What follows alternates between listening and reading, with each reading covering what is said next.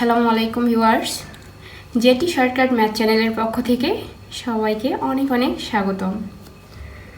তো আজকে আমাদের ক্লাসের বিষয় হচ্ছে গাণিতিক গড় অধ্যায়। এই গড় কিন্তু আমাদের বিভিন্ন চাকরির পরীক্ষায় অনেকবার আসে।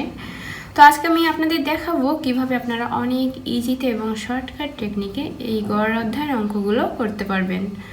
তো সবাই মনোযোগ সহকারে অবশ্যই ভিডিওটি দেখবেন এবং না টেনে শেষ পর্যন্ত দেখতে থাকবেন, কারণ মাঝে গ্যাপ গেলে আপনাদের বুঝতে অসুবিধা হবে।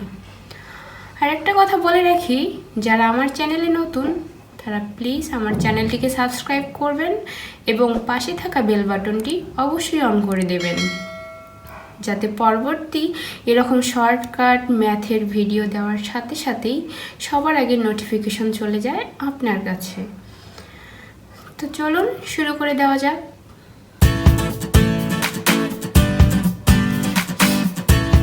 এখানে বলেছে 1 থেকে 99 পর্যন্ত ক্রমিক সংখ্যাগুলোর গড় কত।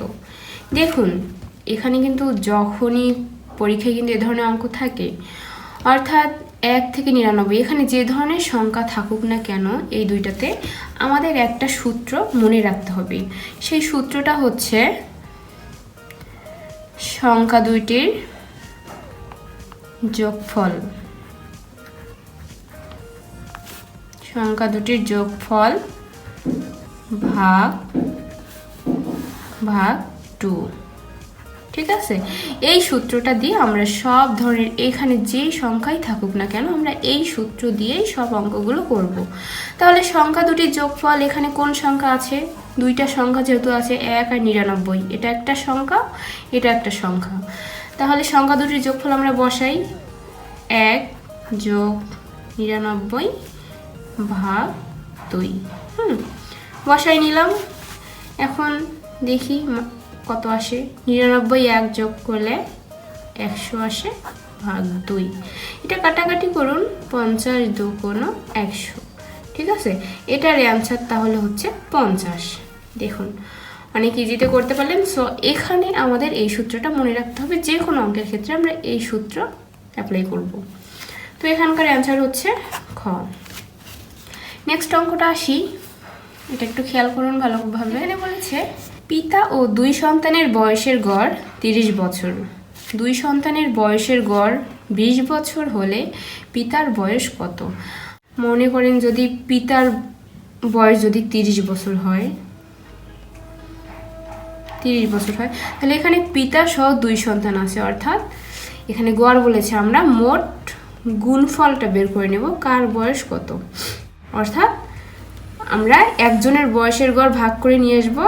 একজনের যদি 30 হয় তাহলে 3 জনের, পিতা ও 2 সন্তান, অর্থাৎ এখানে 2 জন কিন্তু আছে, পিতা সহ একজন, কয়জন হলো? 3 জন হলো।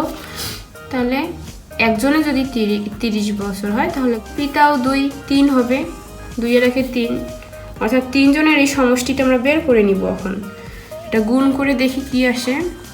3 30 90। তাহলে দেখেন, পিতা ও 2 সন্তান, তাহলে এখানে 30 বলেছে, 2 এর একে 3, 30 গুণন 3 দিয়ে আমরা বের করে আনলাম 90। এরপর দেখি কি বলেছে, 2 সন্তানের বয়সের গড় 20। এখানে কিন্তু 2 জন বলেছে, গড় 20, তাহলে 2 গুণন 20 হবে, যেহেতু শুধু 2 বলেছে, তাহলে 2 গুণন 20 সমান কত হইল? 20 2 40। এখন দেখেন, আমরা এখানে পিতার বয়স চেয়েছে, অর্থাৎ পিতার বয়স, এই গুণফলটার এই গুণফল যেটা বের হলো এটা দিয়ে বিয়োগ করলেই আমরা পিতার বয়স পেয়ে যাব।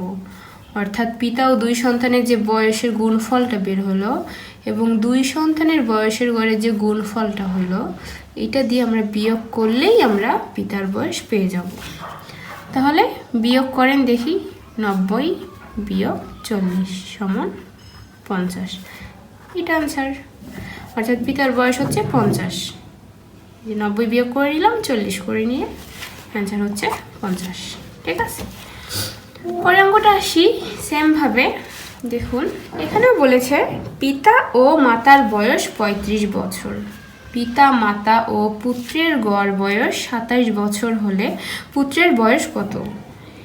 এখানে কিন্তু প্রথমে দেখেন কয়জন বলেছে, পিতা একজন, মাতা একজন, তাহলে কয়জন হলো?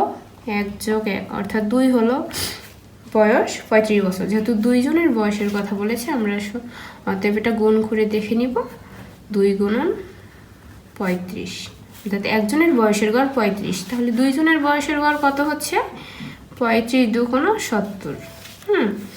তারপর বলেছে পিতা মাতা ও পুত্রের গড় বয়স 27 বছর। এখানে কয়জন বলেছে ভালো করে খেয়াল করুন। এখানে পিতা একজন, মাতা একজন, পুত্র, তাহলে 1 2 3 তিনজন হলো। তাহলে তিনজনের গড় বয়স 27 বছর। গড় বলতে আমরা একটা যদি বের করে আনি, যদি একজনের 27 বছর হয় গড় বয়স, তাহলে তিনজনের গড় বয়স কত হবে?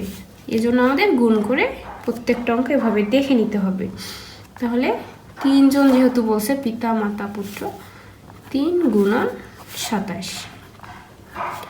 এখন দেখুন এটা গুণ করে কত আসে? 3 × 7 = 21, 3 × 2 = 6, 7 8 অর্থাৎ এখানে আসলো 81। ঠিক আছে, এখন আমরা এখানে কি বলেছে পুত্রের বয়স কত? পূর্বের অঙ্কই দেখাই দিছি, এই দুইটা যে গুণফল বের হবে এটা থেকে বিয়োগ করলেই আমরা পুত্রের বয়স পেয়ে যাব। তাহলে এই দুইটা বিয়োগ করে নেন। 81 - 70 = 11। এই তো অ্যান্সার হচ্ছে 11। তাহলে অনেক ইজিতেই অ্যান্সার হলো। প্রথমে যেভাবে যে কয়জনের বয়স বলবে ওটা গুণ করে নেবেন, তারপর গুণ করে নিয়ে বিয়োগ করে যেটা আসলো সেটাই হবে আনসার। তাহলে এখানে আনসার হচ্ছে খ। নেক্সট অঙ্কটা দেখেন, ফার্স্ট অঙ্কের মতো বোঝানোর ক্ষেত্রে আরেকটা এভাবে দিয়েছি। এখানে বলেছে যে 1 থেকে 49 পর্যন্ত ক্রমিক সংখ্যাগুলোর গড় কত। এখানে কিন্তু দুইটা সংখ্যা বলেছে।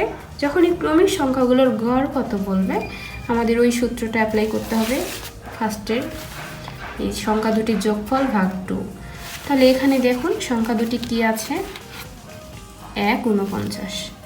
তাহলে যোগফল 1 + 49 ভাগ 2।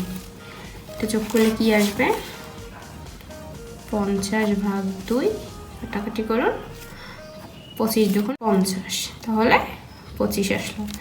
এখানে আনসার হচ্ছে তাহলে 25। তাহলে এভাবে আপনারা অনেক ইজিতেই ম্যাথগুলো করতে পারতেছেন। তো এই জন্য একটা কথা আবারও বলে রাখবো, যারা এরকম নিত্য নতুন সব আরও ইজি টিপস পেতে চান তারা অবশ্যই আমার চ্যানেলটিকে সাবস্ক্রাইব করে রাখবেন। আমি সবসময় আপনাদের যে কোনো ধরনের ম্যাথ অনেক সহজে বোঝার চেষ্টা করব ইনশাআল্লাহ। আজকের মতো এ পর্যন্তই। সবাইকে অনেক ধন্যবাদ। আল্লাহ হাফেজ।